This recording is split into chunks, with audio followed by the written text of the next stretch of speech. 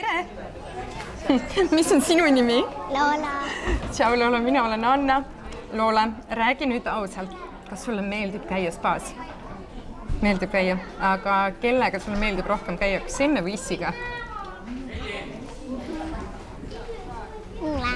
Mõlem, sulle ka meeldib käia mõlemaga, aga kas issi vahel viskab sind vette ka? Kunagi ei viska.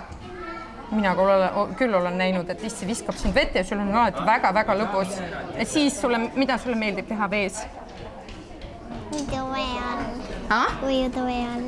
Ujuda vee all? Ehk siis sina, kas sa vee peal oskad ujuda?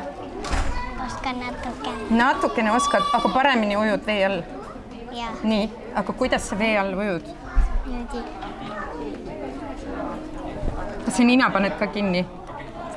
Ei, ma ei hinga. Lihtsalt ei hinga? Ja. Aga kas sa silmi hoiad lahti või paned kinni? Ma ükskord lahti tegin. Nii, ja mis siis silmadega juhtub? Kas silmad kipitama ei hakka? Ei hakka. Ei hakka?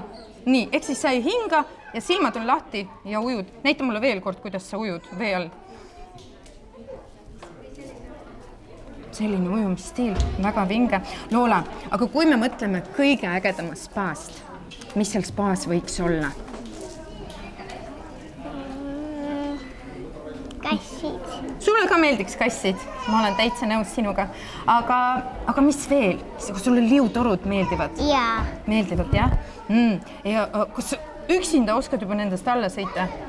Natuke oskan. Natuke oskad. Nii, aga räägi mulle, mis sulle veel meeldib.